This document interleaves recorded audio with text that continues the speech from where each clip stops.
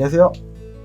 중고차 이민용 팀장입니다. 이번 시간에는 많은 분들께서 저한테 전화로 많이 물어보시는 질문들을 통합을 해갖고 한번 말씀을 오랜만에 또 드려보겠습니다. 이거를 제가 말씀드리고 하는 것보다 이 영상이 있으니까 한번 보세요 라고 하면은 내가 질문을 하지 못했던 부분도 아실 수 있지 않을까라는 생각으로 만들어 봤는데 아마 몇 개가 더 있을 거예요. 근데 생각나는 대로 굵직굵직한 거를 위주로 한번 말씀드려 보겠습니다. 첫 번째는 SK엔카 KB 차차차 보배드림의 장단점과 수수료, 그리고 제 사이트인 클린카즈.com과 차이점에 대해서 말씀드리자면은 SK엔카 KB 차차차 보배드림은 일반적으로 광고비를 내고 광고하는 형태의 광고라고 보시면 되겠습니다. 제 사이트는 그냥 1년 계약을 통해서 이렇게 딜러 전산을 그대로 갖고 와갖고 그 메모를 여러분들께서 딜러 전산 그대로 보실 수 있는 사이트인데요. SK엔카 같은 경우에는 예를 들어서 본인이 직접 차를 이렇게 매입을 해서, 이게 차라고 치면 차를 매입을 해서 이거를 400에 매입했다 치는데 400에 판다고 광고를 하는 거예요. 예를 들어서 그러면은 싸게 판다고 하니까 다른 딜러들은 뭐 어떻게 할 수가 없습니다. 근데 손님이 전화하면 있다 그러고 딜러가 전화하면은 팔렸다 그러고 그러는 경우가 있어요. 그러면 손님이 오면은 SK엔카라는 공신력이 있어 보이는 사이트를 이용하는 소비자임에도 불구하고 그 매매단지에 이 매물을 보려고 400에 구매하려고 가보면은 알고 보니까 이 차에 문제가 있다라는 거예요. 그래서 다른 차로 유도해서 파는 경우도 있는 작업 매물이 아직도 있습니다. 그래서 여러분들께서 주의를 하셔야 되고, 제 사이트랑 이제 SK엔카 뭐 차차차랑 비교를 해보셨을 때 금액이 제 사이트가 조금 더 비싸다라고 하시는 분도 계시는데, 제 사이트는 금액이 깎이기 전 금액이고 제가 금액을 한 대 한 대 수정을 해갖고 제가 얼마에 팔겠습니다 라는 거를 제가 걸 수가 없어요. 왜냐 하면은 딜러 전사는 일반적으로 좀 깎아줄 거를 예상하고 그 딜러분께서 직접 금액을 설정하는 거거든요. 안 깎아주면 딜러들이 중간에 마진이 안 남기 때문에 일반적으로 안 뺄 수 있으니 그래도 도의적으로 빼줄 금액은 준비를 해놓습니다. 딜러 전사는. 그래서 제 사이트는 딜러 전사 매물을 그대로 갖고 와서 매칭을 해놓는 거기 때문에 SK엔카가 좀 더 쌀 수 있는데, 단점으로는 SK엔카나 KB 차차차 보배드림은 작업 매물이 있을 수 있고 보배드림은 팔려도 그대로 매물을 게시해 놓는 경우도 있다고 그래요. 그래서 여러분들께서 주의를 좀 하셔야 되겠고, 시세 공부가 그래서 필요하다라는 점을 말씀드리고 싶습니다. 그리고 SK엔카에 매물을 올렸을 때 차를 직접 가지고 있는 그 딜러가 광고를 하는 경우에는 알선 수수료를 줄 필요가 없어요. 자동차 관리법에 그렇게 나와 있습니다.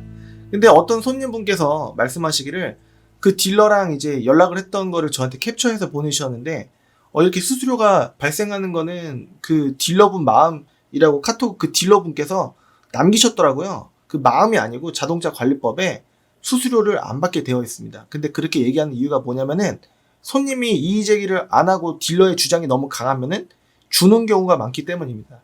본인분께서 가지고 있는 차량은 수수료를 받을 수 없다. 근데 왜 수수료를 주면서까지 이민용 팀장한테 구매를 해야 되지? 라고 궁금하실 수도 있잖아요. 그거는 영상 맨 뒷부분에 말씀드리기 전에 지금 말씀드리자면은, 일단은 남의 차를 좋으면 좋다, 안 좋으면 안 좋다라는 거를 면밀하게 객관적인 시선으로 봐드릴 수가 있는데, 만약에 이 차를 제가 갖고 있잖아요. 그러면은 제가 지금 손님이 오셨을 때 팔아야지 현금화가 되고 좋은 거 아니겠습니까? 그래서 빨리 팔고 싶은 마음에 포장을 해놓는단 말이에요. 내 차를 뭐 내 새끼를 욕할 수가 없잖아요. 예를 들어서 내 자식이라고 한다면은, 그러니까 내가 이 상품을 팔아서 이 차가 없어져야 묶이지도 않고 바로 현금화가 돼서 돈을 더 굴릴 수가 있기 때문에, 그래서 본인 차는 좋다 포장을 할 수가 있습니다. 근데 저는 수도권의 넓은 지역을 범위로 해서 이 차량이 괜찮다라는 거를 쪽집게처럼 이렇게 고르려고 하고 있기 때문에 그거는 장단점이 있는 것 같아요. 부동산도 집주인한테 바로 계약하면은 부동산 복비가 빠지는 것처럼, 안 들어가는 것처럼 그렇게 보시면 좋을 것 같습니다. 많은 딜러들이 거의 90% 이상을 알선 딜러를 만나실 확률이 여러분들께서 많아요. 근데 제가 예를 들어서 이 차가 제 차가 아님에도 불구하고 제 차예요 라고 만약에 한다면은 알선 수수료를 줄 필요가 없다라는 건데, 이 알선 수수료를 안 받아도 상관없어요 라고 하시는 그 중간 딜러라고 한다면 제 차 맞아요. 근데 뻥을 치는 거죠. 근데 왜 파냐? 남는 게 없는데. 분명히 남는 게 있습니다. 예를 들어서 이 차를 400인데 450에 팔면 50만 원이라는 마진이 남잖아요. 그렇게 되면 수수료를 안 받는다고 하더라도 수수료를 준 거나 오히려 더 비싸게 준 거나 다름이 없겠죠. 그렇기 때문에 여러분들께서 시세 공부를 좀 면밀하게 하시는 게 중요한데 100%는 되시기가 좀 어렵습니다. 그래서 정직해 보이는 진짜 딜러를 여러분들께서 고르는 게 정말 중요하다라고 볼 수 있을 텐데, 좀 애매한, 이게 명쾌하게 이 딜러는 무조건 정직하네, 오케이 여기서 사야지, 이게 아니라 여기가 제일 정직한 것 같아 아니겠습니까? 그래서 아무튼 좀 애매모호하긴 한데, 여러분들께서 어떤 게 내가 구매하는 스타일에 맞는지 이제 원차주 딜러, 진짜 좋은 차를 찾아서 그 딜러를 만난다고 하면 진짜 베스트긴 할 텐데, 그게 자신이 없고 잘 모르고 알아보면 알아볼수록 머리만 아프고 에이 몰라 그냥 정직한 딜러 찾아서 그 딜러한테 맡겨버릴 거야 라고 하신다면은 그게 오히려 머리 안 아픈 좋은 구매가 되실 확률이 더 높지 않을까, 개인적으로 그렇게 생각을 해보겠습니다. 딜러 전산을 이게 뭐예요? 라고 물어보시는 분들이 많으신데요. 제 친구도 몰랐어요. 얼마 전에 알았는데 설명해 주니까 이제야 좀 이해가 된다라고 하더라고요. 중고차를 만약에 제가 매입을 하잖아요. 그러면 이 차는 수도권에 있는 모든 딜러들, 심지어는 아주 지방에 있는 딜러 분이라고 하더라도 딜러 전산을 만약에 수도권 전산을 보게 되면 이 매물을 볼 수가 있는 거예요. 그래서 광주에 계신 딜러분, 대구에 계신 딜러분이라고 하더라도 이 매물이 마음에 든다고 한다면 와서 자기 차처럼 팔 수가 있는 겁니다. 그래서 그 매물들이 전부 다 하나의 전산으로 모아져 있는 게 딜러 전산이에요. 그래서 여러분들께 많이 보여드리지 않습니까? 뭐 카매니저라든지 카모드라든지 뭐 엠파크 전산 뭐 있는데, 결론은 카매니저에서 웬만하면 다 볼 수가 있어요. 그래서 여러분들께 과거에 좀 시세 안내를 해드리고 했었죠. 이제 조금 있으면 다시 시작할 예정입니다. 여하튼 아시는 분들 많으시긴 할 텐데, 이 딜러 전산은 그 수도권 딜러들이 매입을 하면은 똑같이 그 전산에 올리면은 내 차 좀 팔아주세요라고 해갖고 확률을 올리는 거죠. 한 몇만 명의 딜러 분들께, 그 분들이 나름의 뭐 지인이라든가 가족, 친척 아니면 광고를 통한 손님을 통해서 내 차를 보여주는 거예요. 본인 차처럼 팔게 하려고. 그러면 마진을 남게 하든 수수료를 받든 나는 이 가격에 팔겠습니다 하고 금액을 걸어놔요. 대신에 금액을 깎아줄 금액을 어느 정도는 조금 염두를 해두고 올리긴 하죠. 그게 제 사이트인 딜러 전산 과 이제 제 사이트와 동일한 내용이다라는 점입니다. 이해되셨으리라 생각하고 3번을 설명해 드리자면은, 딜러 전산의 환경 설정이라는 거를 아예 모르시는 분들이 굉장히 지금도 많으신데요. 이거는 뭐냐면은 금액 조작할 수가 있습니다. 예를 들어서 이 차가 400인데 이 차뿐만이 아니라 모든 차를 50만 원 올리면은 딜러 전산에 450으로 정직해 보이는 가격에 다 이게 설정이 되는 건데, 많은 분들께서 시세 공부를 잘 안 하세요. 그렇기 때문에 많은 딜러들이 아직도 50만 원 혹은 100만 원씩 진짜 유명한 딜러, 막 페이스북으로 통해서 한 달에 60대씩 파는 뭐 딜러도 걸렸어요. 그리고 유튜브 하는 엄청 유명한 업체도 걸렸어요. 많이 했습니다. 그래서 여러분들께서 조금 믿고 갔으니까 안 물어보고 막 그러지 마시고, 환경 설정 한 번만 보여달라 라고 이렇게 말씀을 한번 해보십시오. 환경 설정 한 번만 보여주시면 안 돼요? 이렇게 간단하게 꼭 물어보셔야 됩니다. 그냥 이거 듣긴 들었는데 못하겠어 라고 생각하지 마시고 무조건 하셔야 돼요. 여러분들 시대 공부 그렇게 잘하셨습니까? 안 돼요. 여기도 유명한 데니까. 아니에요. 유명해도 무조건 환경 설정 물어보세요. 이거는 제가 엄청나게 강조를 해드리는 건데 안 하시는 분들 굉장히 많으신 것 같아요. 저한테도 물어보세요. 무조건입니다. 왜 이 기능이 만들어졌을까라고 의문을 가지시는 경우가 많은데, 그 의문을 가지실 필요가 없지 않습니까? 있어요, 이런 기능이. 근데 알겠으니까 왜 이런 기능을 만들어서 우리 소비자들이 힘들어지는지 그게 궁금해서요 라고 물어보실 수도 있겠죠. 이건 과거부터 있었습니다. 이게 없어지면은 좀 상당히 소수라고 해도 많은 딜러 분들, 뭐 예를 들어서 한 5만 명이라고 칠게요. 그러면 2만 명, 3만 명이 들고 일어날 수 있는 이 기능이 없애면, 그러면은 자체적으로 그 전산을 운영하고 있는 쪽은 아예 캔슬해버리고 새로 만들 정도의 그런 이제 영향력이 있는 부분이 환경 설정입니다. 그러니까 2만 명, 3만 명이 그러면 다 환경 설정을 조작하는 거야? 라고 생각하실 수도 있는데, 그거는 좀 넘겨짚은 거고, 느낌상 그렇다라는 거예요. 그렇기 때문에, 야, 그러면 딜러들 완전 쓰레기네. 그러면 얼마를 남겨먹는 거야? 이렇게 생각하실 수도 있는데, 이게 피라미드 구조예요.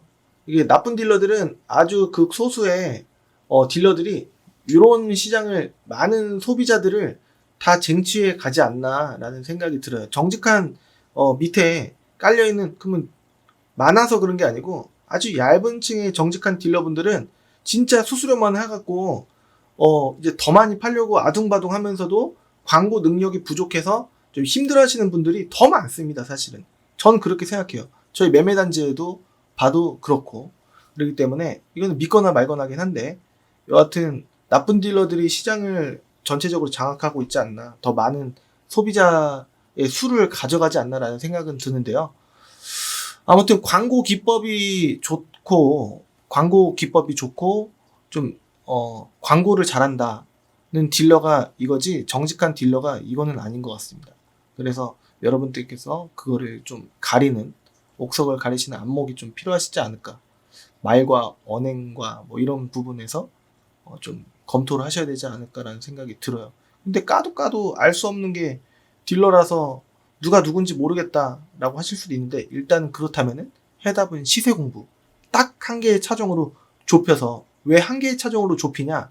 일단은 차종이 심지어는 K5 소나타라고 쳐요. LF 소나타와 뭐 이제 K5 MX, SX 둘 중에 차를 고르고 싶다. 근데 방문할 때까지 못 고른 거예요. 그러면 이것도 보고 싶고 이것도 보고 싶다. 실제로 내가 본 적이 없다. 차가 어떻게 생긴지 보고 싶다라고 하시면은, 거의 제 경험상 10분 중에 8, 9분은 당일날 구매를 못 하실 확률도 굉장히 높을 수도 있습니다. 왜냐면은 결정장애가 와요. 아, 이거를 사야지 내가 후회를 안 할까. 아, 팀장님 죄송합니다. 아, 결정을 못 하겠어요. 뭐가 난 것 같아요? 그러면 K5로 보세요. 아까 그게 훨씬 낫습니다. 그러면 팀장님 하루만 더 고민해보면 안 될까요? 이런 결정장애가 올 수도 있고, 시세도 예를 들어서 제가 나쁜 딜러예요. 예를 들어서 그러면은 K5랑 그 소나타, LF 소나타랑 시세 비교를 더 분산된 시간을 통해서 공부를 하다 보니까 참 희석이 돼갖고 헷갈리는 거예요. 그래서 K5가 예를 들어서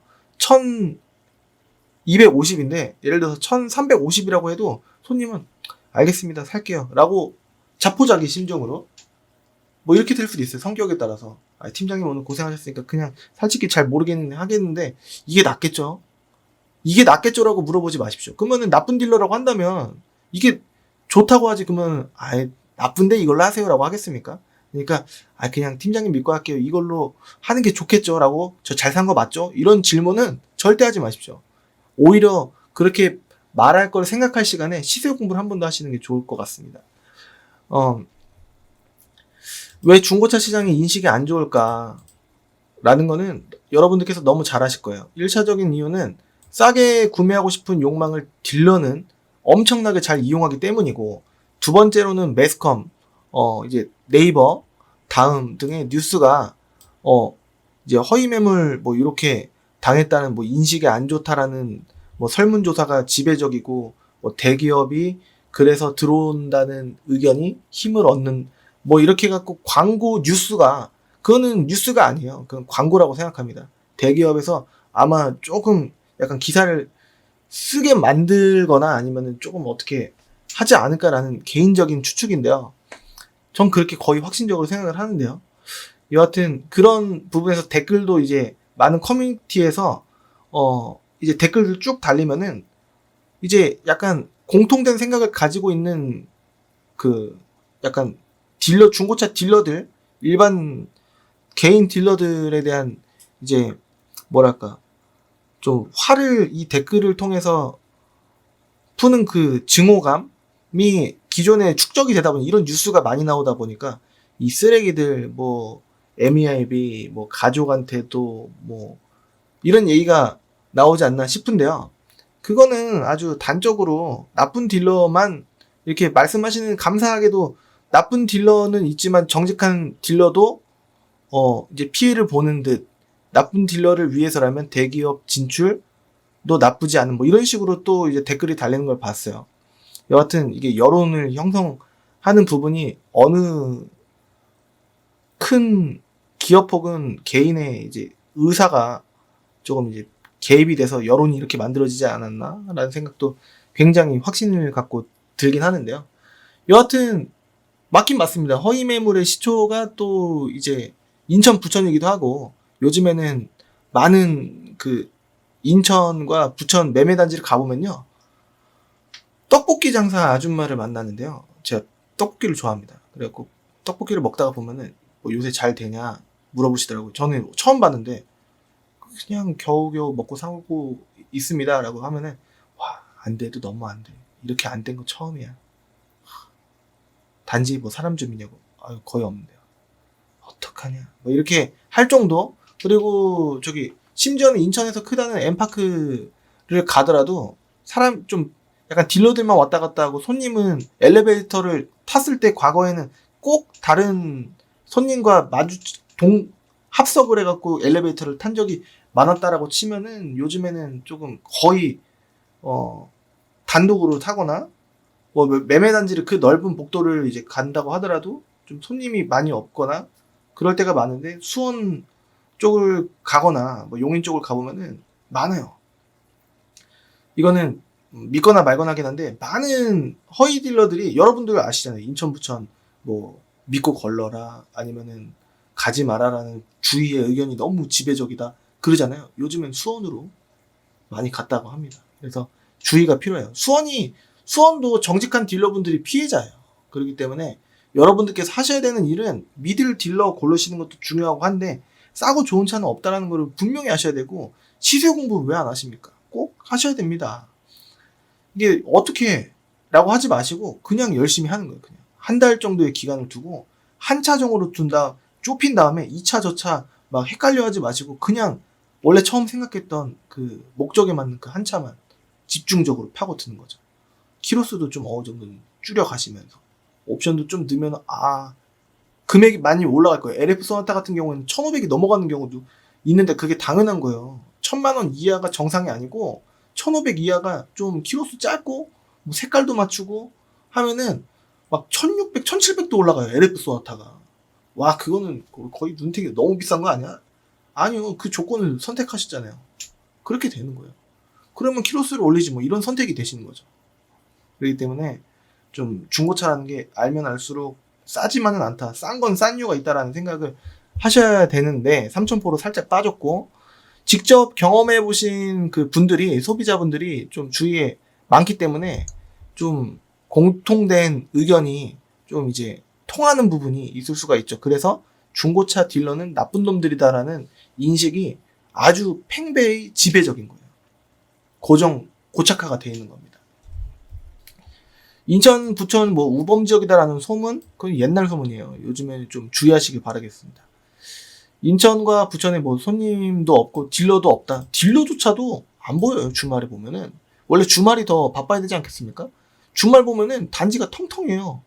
저희 어저께 제가 당직에 갖고 사무실에 있었는데, 딜러가 한 명인가 두 명밖에 안 왔어요. 저희 사무실에 있는 차를 보러. 근데 한 대도 안 나갔습니다. 그 정도로 심각합니다. 10%의 나쁜, 아까도 말씀드렸죠. 90%의 손님을 만나는 것과 같은 효과다. 그 손님을 엄청나게 땡겨왔던 나쁜 딜러들은 지금 다른 지역으로 이동 중이거나 이동해 있다라고도 좀 생각을 해 주십시오. 정말 수수료만 받는 정직한 중고차 딜러는 적어요. 그렇기 때문에 좀 인식이 안 좋지 않을까라고 생각을 합니다. 왜 대기업은 이거를 이용해서 중고차 시장에 진출하려 할까는 나중에 다룰 수 있으면 다뤄보겠습니다. 안 다룰 수도 있고, 예전에 몇 번 말씀드려봤기 때문에. 아무튼 돈이 되니까 들어오려고 하는 거겠죠. 인식도 조금 이제 안 좋고 좀 더 투명해지고 좋아지면은 우리가 나중에 진출하려고 해도 이제 명분이 없다, 지금이 적기다 라고도 이게 생각을 할 수 있지 않을까. 제가 만약에 그 기업체라고 한다면 라고 생각을 해보겠습니다. 할부 이제 이용해서 구매하시려고 하시는 분들이 많은데 할부 금리는 개개인마다 좀 다릅니다. 할부 금리가 어떻게 돼요? 라고 물어보시는 것은 잘못된 질문입니다. 어떤 딜러를 만나느냐에 따라서 또 할부 금리가 다를 수 있어요.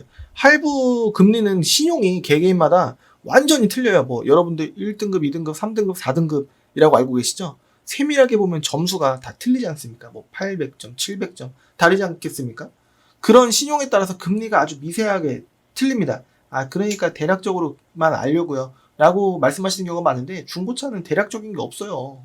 그래서 대략적으로 예를 들어서 고객님 6%예요 라고 하면은 기분 6%? 나 안 되겠다. 이렇게 생각하실 게 뻔하잖아요. 대충 말씀드렸는데. 그렇기 때문에 그 금리는 정확하게 조회를 통해서 해봐야 되는데 세 군데 이상 조회를 하시면 안 돼요. 과다조회 없어졌다고 얘기하는데 일단은 두 군데도 좀 많다고 생각하는데 세 군데를 조회해봤다는 것 자체가 신용이 안 좋은데 억지로 할부를 만들려고 하는 듯하게 보이잖아요. 그렇죠? 그러면은 신용평가사도 안 좋게 보는 건 맞아요. 그렇기 때문에 영향을 미친단 말이에요. 뭐 할부 과다조회는 옛날 말이에요. 옛날 말 아니에요. 지금도 어느 정도가 아니라 상당히 적용이 되고 있다라고 저는 생각을 합니다. 그래서 그것도 그렇고 어떤 딜러를 만나느냐에 따라서 할부 금리가 다를 수 있다는 게 뭐냐면은 왜냐면 해당 딜러를 이용해서 할부를 진행하면은 할부사에서 딜러에게 백마진을 뭐 1%든 뭐 어딘데 뭐 3P, 4P 그러니까 3P, 4P가 3% 구매하시는 금액이 만약에 500만 원이라고 한다면은 3%만 해도 15만 원이라는 금액이 딜러한테 가는 거예요. 입금이 꽂히는 겁니다. 들어가는 거예요. 그렇기 때문에 그거를 포기를 해서라도 1% 뭐 0. 몇 프로라도 여러분들 금리를 낮춰드릴 수가 있어요. 그렇기 때문에 좀 좋은 딜러를 만나시는 게 중요하겠죠. 그리고 1등급에서 4등급 신용등급이 이신 분들 그리고 직장근무 7개월, 6개월이라고 하시는 분들이 많은데 뭐 월급 받는 기준으로 보는 것 같아서 7개월이라고 써놨습니다. 그래서 7개월 이상 근무했고 1에서 4등급이고 그 다음에 4대 보험 되는 직장이라고 한다면은 4대 보험이 안 되면은 근거를 좀 이제 찾기 어려워하는 것 같아요. 그래서 안 나오는 경우가 많습니다. 1금융 은행권 대출을 좀 추천해 드립니다. 뭐 어떤 분은 뭐 2%대 금리를 받았다고 하는데 저는 실질적으로 구매를 해보시면은 한 4% 전후가 요즘엔 좀 지배적이지 않나 싶긴 한데 한번 신한은행에 신한마이카를 조회하시려면은 1577에 4664 일 거예요. 요즘에 많이 말씀을 안 들어갖고 조금 헷갈리는데 1577에 4664 1588은 아닐 겁니다. 그래서 그쪽으로 검색을 하셔서 전화 조회를 하시면은 조금 이제 나오는지 안 나오는지 아실 수가 있으실 거고 대략적인 금리도 아실 수 있지 않을까라는 생각이 듭니다. 캐피탈이라고 하더라도 요즘에는 엄청 고금리는 아닐 수 있기 때문에 혹시라도 나는 5등급이야, 난 6등급이야 라고 하시는 분은 저한테 직접 알아보셔도 됩니다. 근데 이제 저한테 문의를 주시면 최대한 낮게 할부 조회를 캐피탈이라고 하더라도 KB, 뭐 현대, 뭐 JB 우리캐피탈 뭐 이런 데로 하는데 보통은 KB로 많이 해요. 그렇기 때문에 이제 제가 조회를 이제 도와드릴 수 있도록 하고 제가 직접은 아니고 믿을 만한 저희 사무실과 제휴되어 있는 쪽으로 금리를 최대한 낮게 해드릴 수 있도록 해드리겠습니다. 할부조회는 메이저, 그러니까 아까 말씀드린 KB, 현대 뭐 이런 쪽으로 딱 한 군데만 될 수 있으면 하셨으면 좋겠습니다. 과다조회라는 게 없어졌다는 말은 지키지 못할 영업 멘트일 가능성, 그리고 최근 경기 모 지역에서 제주도에 거주하시는 구매 소비자에게 다수의 할부를 이제 문제를 발생시켜서 이제 KB 캐피탈의 이제 약관이 바뀌었습니다. 그래서 얼마나 문제가 있으면 약관 자체가 바뀌고 이제 캐피탈 그 대행사 할부 도와주시는 분들이 혀를 내두를 정도로 많이 빡빡해졌다. 이거 너무 어렵다라고 할 정도로 좀 많이 어떻게 보면 개선 뭐 이런 게 됐어요. 그렇기 때문에 문제가 얼마나 크면 이것 자체가 바뀔까라는 생각이 드는데요. 여러분들 이거는 인천에서 발생한 일이 아니고 부천에서 발생한 일이 아니고 타 지역, 약간 밑에 지역에서 발생한 일이라는 점 말씀드리고 싶습니다. 믿을 만한 딜러를 통해서 조회를 해도 좋습니다. 근데 진짜 믿을만한 해야 되고 그 딜러가 진짜 정직해야 돼요. 개인이 직접 캐피탈 어플이나 사이트를 통해서 조회를 해보실 수도 있습니다. 과다 조회 절대 하지 마시고 한 군데 안 나오면은 난 할부 안 나오는구나 라고 생각을 하셔도 거의 무방하지 않을까라는 생각이 듭니다. 가끔 고속도로 옆에 보면은 신용이 안 돼서 차 구매가 안 되십니까? 뭐 이런 거 다른 가족으로 돌려갖고 할부 나오게 하든가 아니면 조회한 지 오래돼갖고 신용이 좋아진 것도 모르고 여기로 전화 한번 해보자라는 손님 데이터베이스 전화번호를 따기 위한 그 광고 문구는 전 정말 좋지 않게 보고 있습니다. 그건 눈탱이를 치기 위한 광고다라고 생각을 하고 있고 그렇습니다. 보험료는 개개인마다의 경력에 따라 다르기 때문에 이제 보험료는 얼마 나와요? 이런 질문은 사실 의미가 없고 그거는 사실 보험사에다가 물어보셔야 됩니다. 근데 대략적으로 알려고 하는데요. 대략적으로는 알려드릴 수가 있죠. 만 26세 미만은 거의 200에서 250, 거의 200보다는 250에 가깝지 않을까. 자차 넣고 뭐하면. 나이가 좀 있으시다고 하더라도 첫 보험은 거의 100만원 정도는 나올 가능성이 높다라고 생각을 하고 보험료 때문에 부모님과 공동명의 하시면 조금 낮출 수 있을 만한 가능성인데 예를 들어서 26세 미만이신데 아버님이 우리 애가 이제는 차가 필요해 라고 판단해갖고 너 구매해라고 허락을 해주시고 그 다음에 조금 보태줄게 라고 하시거나 아니면 내가 좀 알아봐 줄게 라고 하시면은 한 200 초로 줄어들지 200 밑으로는 26세 미만의 첫 보험은 200 밑은 아무리 자차를 빼더라도 어려울 수 있습니다.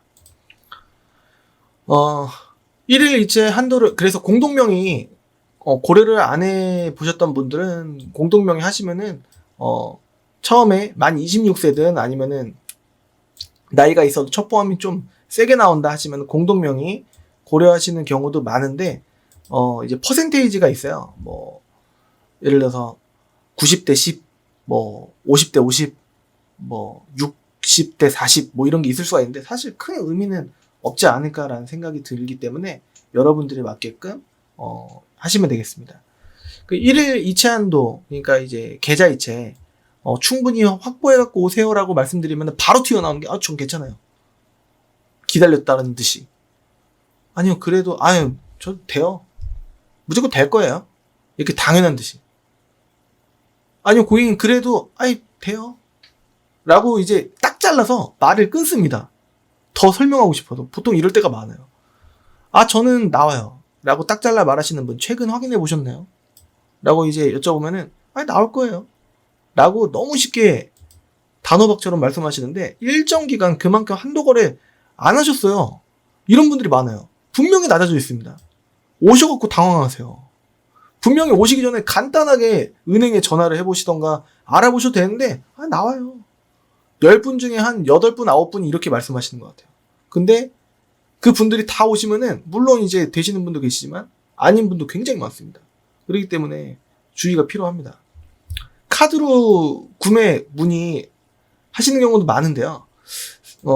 그냥 카드로 500을 만약에 결제를 하시면 딱 500만 결제가 되는 게 아니고 상사에 따라서 단말기 수수료가 무조건 3% 하나도 안 받는 상사는 마진이 분명히 남으니까 예를 들어서 500짜리가 500을 받으려고 했던 그 딜러의 차가 여러분들은 550에 구매를 하시면은 안 받을 수도 있는 거예요.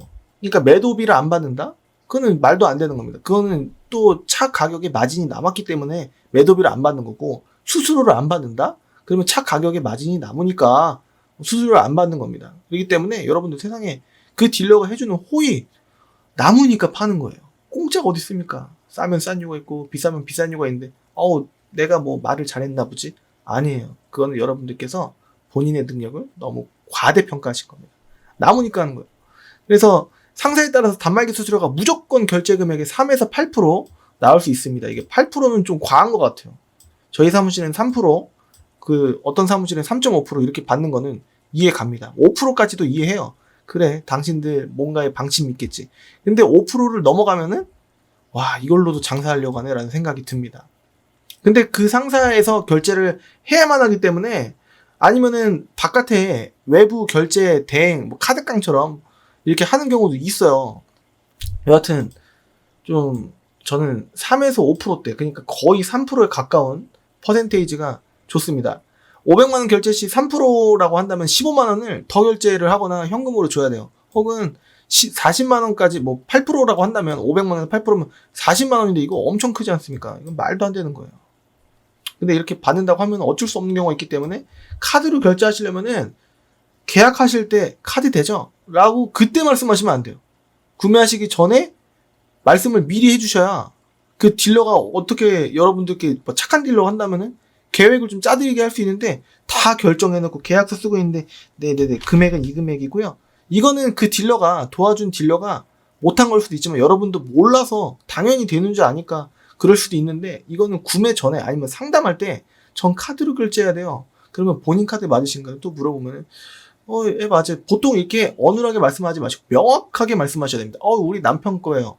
뭐 예를 들어서 우리 남편 거라고 하더라도 서류가 내가 아니고 어떻게 보면은 타인이지 않습니까? 남은 아닌데 가족이긴 한데 타인이지 않습니까? 내가 아니잖아요. 그렇기 때문에 아무튼 내가 아니잖아요. 그래서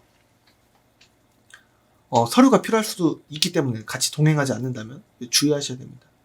그 동행하신 분을 카드로 오셨어요. 근데 명의자 되실 분은 사모님이네. 근데 카드 주인은 남편분이네. 라고 하시면 이것도 서류가 또 필요할 수 있습니다. 그렇기 때문에 미리 결제 방법에 대해서 면밀한 상담도 필요하겠다라는 생각이 듭니다. 주말이면 더 골치 아파요. 왜냐면 구청에 못 가니까. 구청에 안 가는 서류 뭐 자동 발급기 뭐 이런 것도 있을 수가 있지만 또 찾아서 가야 되잖아요. 그쵸? 그 시간 굉장히 조금 약간 따로 부부 두 분이서 만약에 가신다고 하면은 오손도손 가실 수 있겠죠. 근데 딜러가 옆에 끼면 불편하잖아요. 그런 것도 생각을 해보셔야 됩니다. 저는 안 불편해요.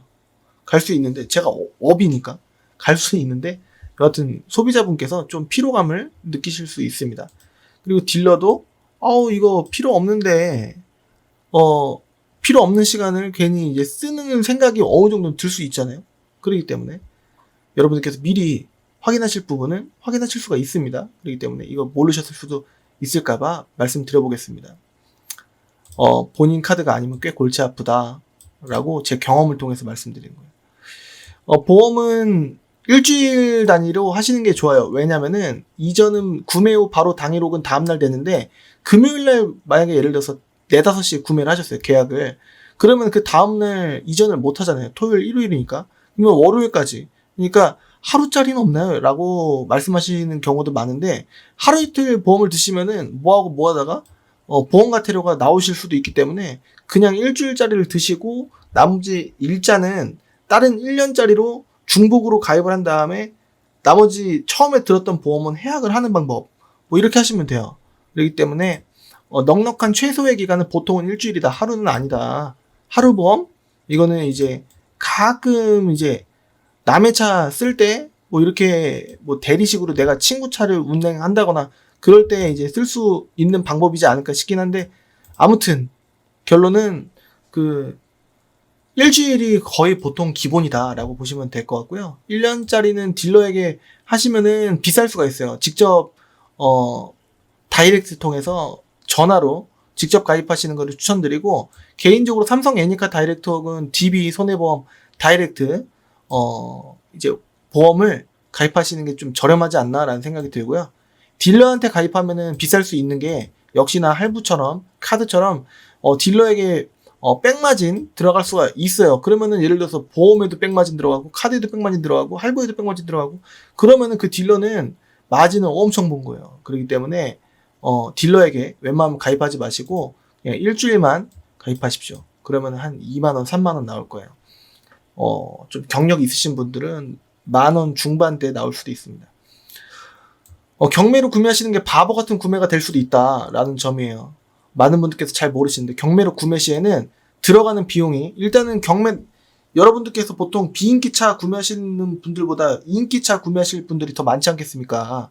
그러면은 일단은 낙찰 가격이 일단은 과열이 돼 있기 때문에 비싸요. 예를 들어서 1,500에 팔리는 LF 소나타 1,400, 5, 60에 낙찰이 될 수 있어요. 그러면 싸네? 라고 생각하실 수 있죠? 지금부터 설명 들어갑니다.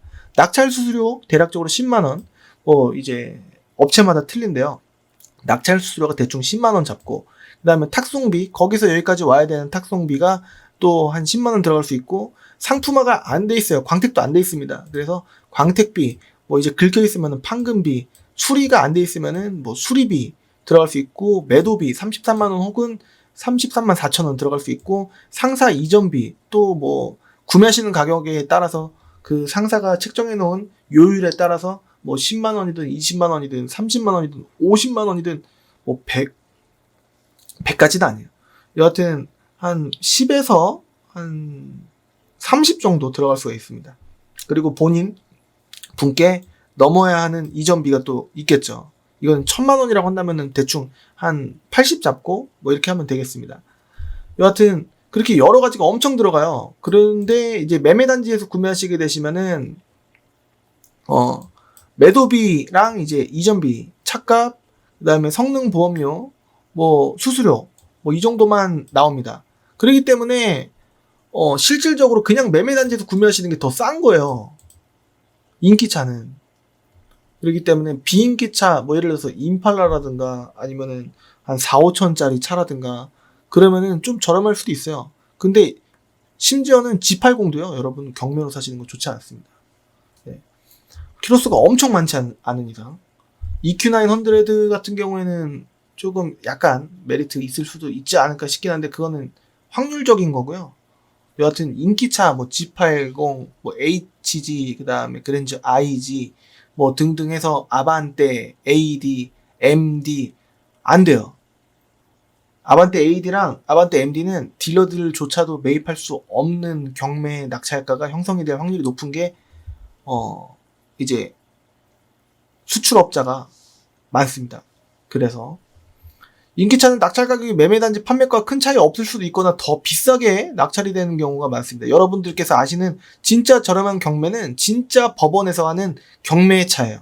경매라는 이름이 붙은 사이트는 진짜는 딱 한 개밖에 없고 나머지는 허위매물 사이트가 이 경매라는 이름을 도용해서 우리 이렇게 경매로 싸게 팝니다라고 하는 미끼 허위일 수 있기 때문에 주의하셔야 됩니다. 그리고 11번째, 유튜브 딜러를 믿지 마셔야 돼요. 왜냐면은 무조건 믿지 마셔라는 아닌데 근거를 말씀드리자면은 가보셔서 일단 환경 설정 보여달라고 해보십시오.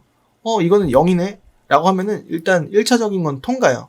그리고 안 깎아주는 업체 많아요. 기본적으로 깎입니다. 20만원 이상은 무조건 깎여요. 수수료 안 받는데 이 업체는 수수료 안 받는데 어떤 분이 가보셨어요. 수수료 안 받는다는 업체. 근데 가보니까 본인 상사가 갖고 있던 매물이었는데도 불구하고 50만원이 환경 설정이 업이 돼 있는 거예요. 그러면 수수료를 받는 거랑 똑같죠. 그렇기 때문에 주의하셔야 되고, 유튜브 알고리즘이 빠삭해갖고 홍보하는 방법을 완벽하게 마스터가 된 그 중고차 업체, 중고차 딜러가 인지도 쌓고 비싸게 파는 곳 많다라는 거를 다녀오셨던 손님분께서 알려주셔서 제가 알고 있는 거예요. 분명히 제가 눈 보면서 말씀드리지 않습니까? 진짜 있는 내용이기 때문에 눈 보면서 말씀드릴 수가 있는 거예요. 네. 좀 약합니까? 여하튼 멀끔한 의상, 준수한 말솜씨, 정직한 척의 목소리, 뭐 쇼 호스트 같은 그런 목소리 했던 업체를 갔다 오셨대요. 근데 환경 설정이 50인가 100이 올라가 있었대요. 그러니까 믿지 마십시오. 잘못된 본인만의 생각을 전체 의견인 양 주제 삼는 딜러 많습니다. 손님이 좋아할 만한 이게 싼 차도 잘 보면은 좋아요. 여러분들 좋아하실 만한 멘트죠. 그리고 인천, 부천 거기 가지 마세요. 라는 거 여러분들 호응하실 수 있는 멘트죠. 그런 거 말도 안 되는 주제. 정직한 딜러도 있습니다. 하지만 정답이 아니어 볼 때가 많다라는 거예요. 그렇기 때문에 단적인 예를 몇 가지를 말씀드렸는데 유튜브 딜러는 좀 약간 저는 폄하하고 싶어요. 그냥 중고차 딜러예요. 전문가가 아니라고 물론 전문가는 전문가죠. 많이 경험한 사람 그 이상 이하도 아니지 않나 라는 생각이 들어요. 그렇기 때문에 여러분들 저처럼 유튜브로 나와서 떠든다고 해도 저는 중고차 딜러입니다 말씀드리지 저는 전문가라고 말씀드린 적이 별로 없어요. 네.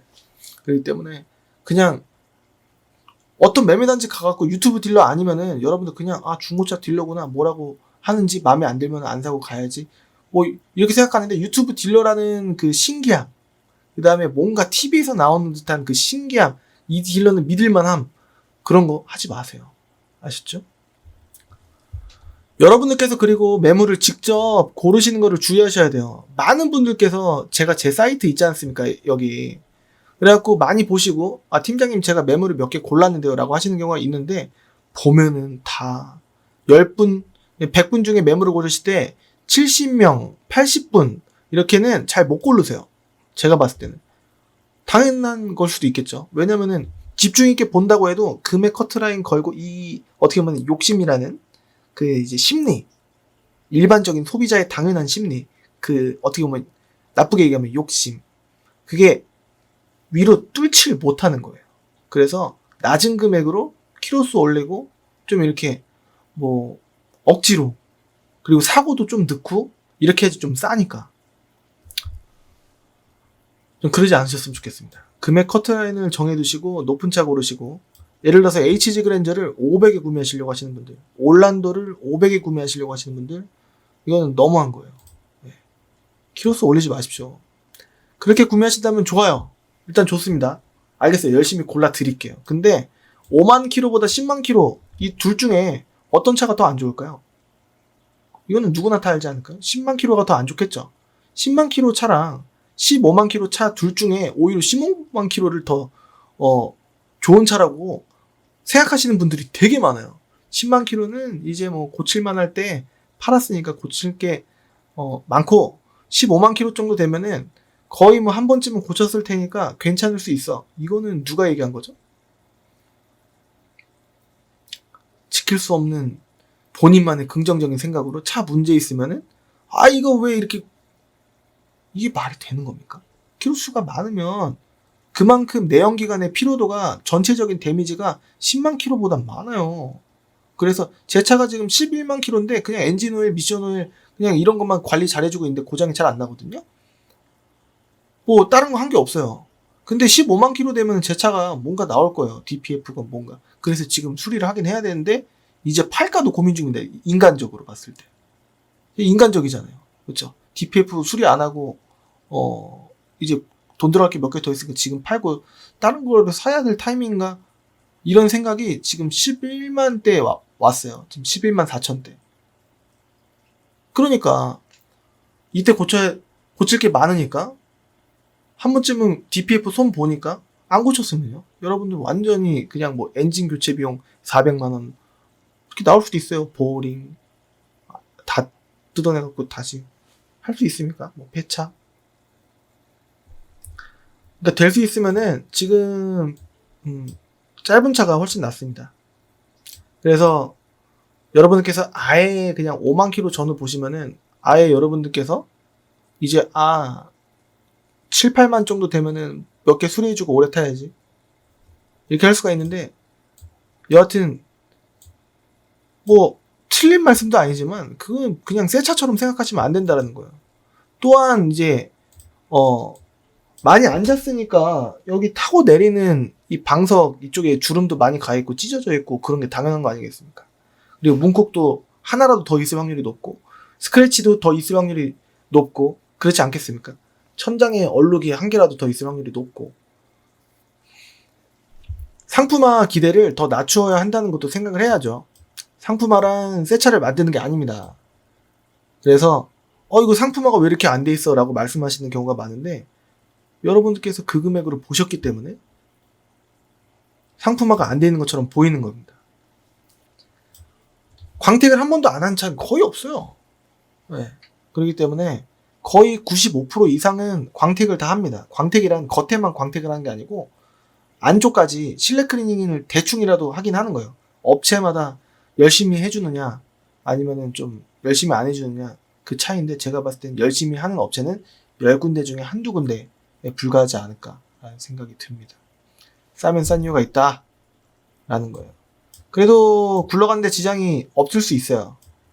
그래서 가끔 수리비가 가끔 짜증나서 그렇죠. 여러분들 제가 말씀드린 것보다 조금 덜 할 거예요. 근데 짜증 날만 할 겁니다.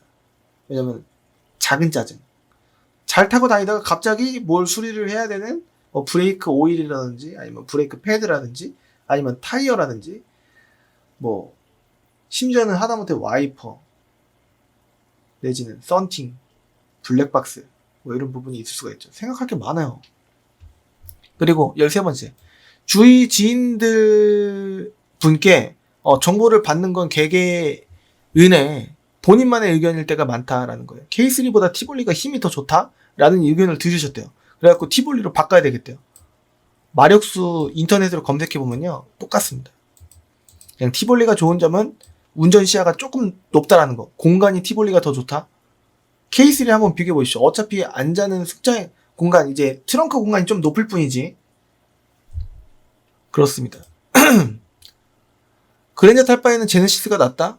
저는 제네시스가 누유가 더 심해 보이기도 하는데 그랜저도 뭐 거의 그게 그거인 것 같은데요. 제네시스가 더 좀 뭔가 중후해 보이고 그거는 그분만의 생각 아니겠습니까? 휘발유보다 LPG가 더 좋다.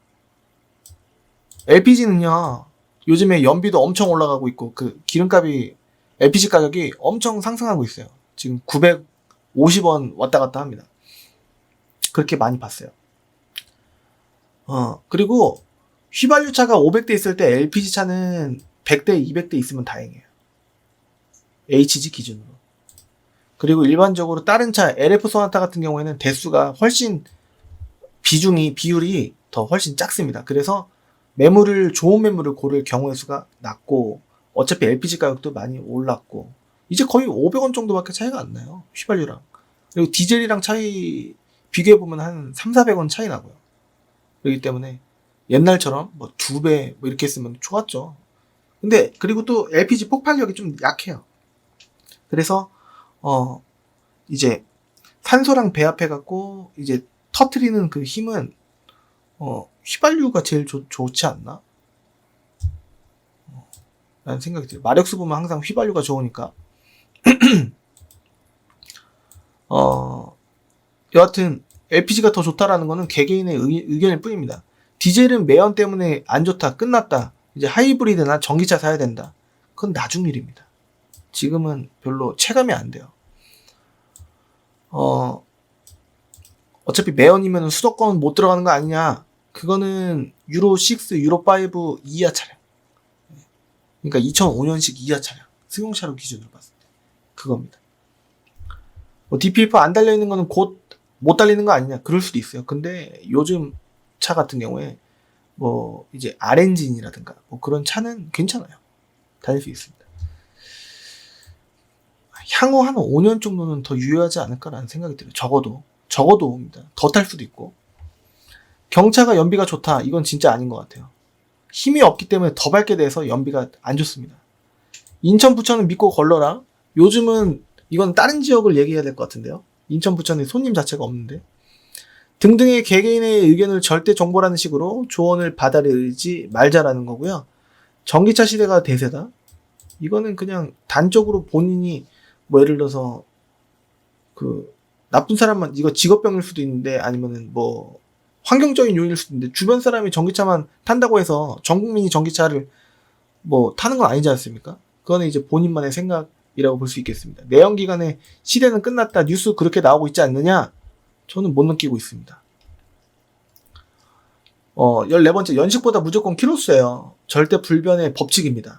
연식을 우선시하는 경향은 과거 현대기아의 부식, 뭐 그랜저 XG, 뭐 뉴에프 소나타, 뭐 이런 차량들의 그 트라즈 XG 너무 심했죠.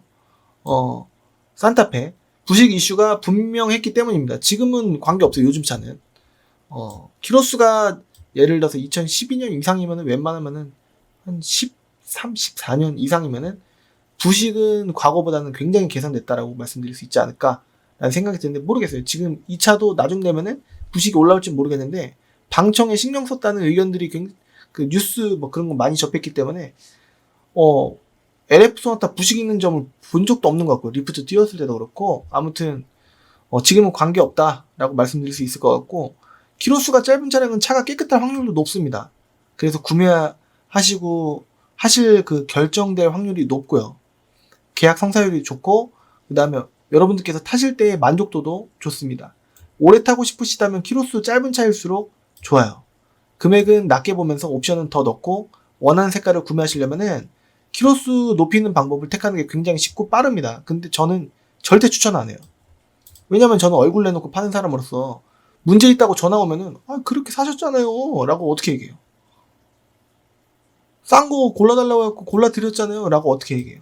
그렇기 때문에 저는 좋은 차를 좀 소개해드리고 싶은 마음에 웬만하면 키로수를 짧게 하고 싶다라는 겁니다.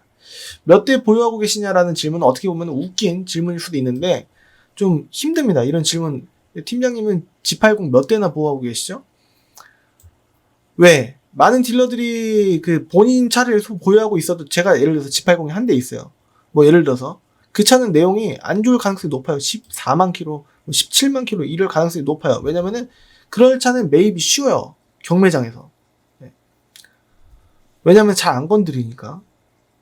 골라서 매입하기가 어렵기 때문이에요. 저도 막 한 6만 킬로에서 8만 킬로 사이가 좀 좋아요. 오히려 2만 킬로, 3만 킬로는 너무 짧고 좀 비싸잖아요. 근데 이제 좀 여러분들께서 접근성이 좀 하면은 한 9만까진 봐요. 뭐 이렇게도 말씀하시고 그래도 7만까진 볼게요 라고 하기 때문에 6, 7, 8만 사이 왔다 갔다가 거래 성사율이 좀 높지 않나 라는 생각이 들어요.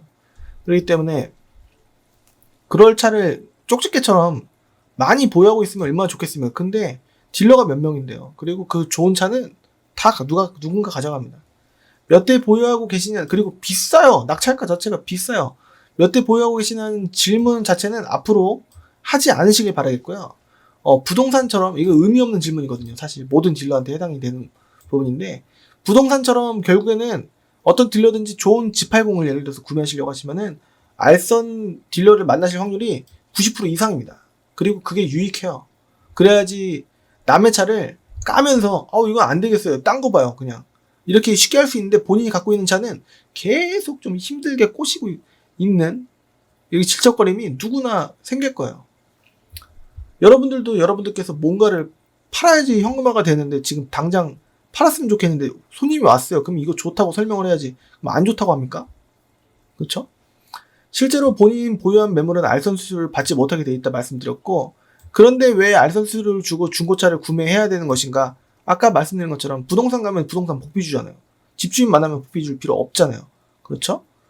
객관적인 시선으로 남의 차를 안 좋으면 안 좋다, 좋으면 좋다 포장을 하지 않고 좋다고 포장을 하지 않고 수수료를 받은 만큼 좋은 차를 골라드릴 확률이 높기 때문입니다. 그리고 손님은 딜러의 말만 믿고 구매 가능성이 높죠. 왜냐면 전문가가 아니니까, 뭐 나는 차를 잘 모르니까 라는 말씀들을 많이 하시죠. 그래서 적어도 어떤 딜러라고 하더라도 하자 잡힐 진짜 안 좋을 차량은 나쁜 딜러라고 하더라도 웬만하면 걸릴 가능성이 높지 않을까.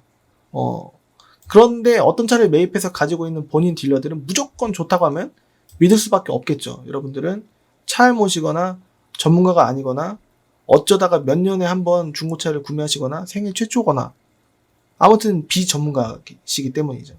알선 딜러도 100% 모든 점을 다 하자를 잡아낼 수는 못하겠지만 그래도 하자가 발생하더라도 알선 수수료를 받은 만큼 하자가 발생하면은 책임 면에서 자유로울 수는 없습니다. 적어도 30일 2,000km 이내에 발생을 하면요. 처음 고르시는 것부터 구매와 구매 후 등록증 보내드린 거, 그 다음에 나중에 하자 발생까지 책임질 수 있는 마인드를 가진 좋은 중고차 딜러를 고르시는 게 중요하다고 할 수 있겠습니다. 오늘 이 정도 16가지 준비를 해봤고요. 시간은 대충 한 30분 되지 않을까 싶었는데 그냥 쭉 읽었는데도 불구하고 54분씩이나 됐습니다. 여하튼 좋게 봐주시면 좋을 것 같고, 이 영상이 아시는 부분도 있을 수 있겠지만 어떤 분한테는 다 모르는 내용이었어, 완전 유익했어 라고 하실 수 있지 않을까라는 생각이 들어서 한번 만들어 봤습니다. 시세 안내도 조만간 곧 이게 주제별로 하게 되지 않을까 싶고, 조금 약간 영상을 빡빡하게 해서 원래 4월, 5월이 좀 비수기입니다.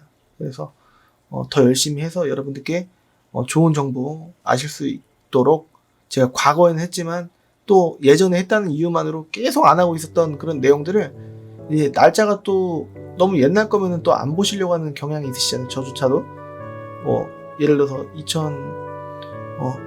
2019년에 올렸던 영상이면은 지금은 좀 뭔가 약간 좀 그렇잖아요. 최신이 좋잖아요. 아무튼 그래서 한번 만들어 봤습니다. 좋게 봐주시면 좋을 것 같고, 아직 좋아요, 구독하기 안 해주신 분들은 앞으로 여러분들께 피가 되면 피가 되고 살이 되면 살이 될 도움이 1도 안 되는 그런 정보는 최대한 자제하고 이제 진짜 저만 개인적으로 생각하는 정보가 아니라 대다수 딜러분들이 거의 동등하게 생각하실 만한 정보를 안내해 드릴 수 있도록 하고 구독하기 좋아요 한 번씩 해주시면은 정말 큰 힘이 되겠습니다. 아마도 조회수가 많이 안 나올 거예요. 제가 영상을 최근에 열심히 많이 안 했기 때문에 다시 열심히 한번 해보도록 할 텐데 또 지킬 수 있을지 모르겠습니다. 아무튼 2017년 7월부터 열심히 유튜브를 하고 있는데요. 구독자가 적은 이유는 자극적으로 주제를 안 뽑지 않나 라는 생각이 듭니다. 이런 정보가 좋으시다면 좋아요, 구독하게 해주시고 밑에 댓글도 짧게라도 남겨주시면 저한테 큰 힘이 되겠습니다. 다음 시간에 더 좋은 정보, 여러분들께 와닿는 정보 할 수 있도록 노력하도록 하고 저는 다음 시간에 다시 찾아뵐 수 있도록 하겠습니다. 추가되는 정보 있으면 또 안내해 드릴게요. 감사합니다. 감사합니다.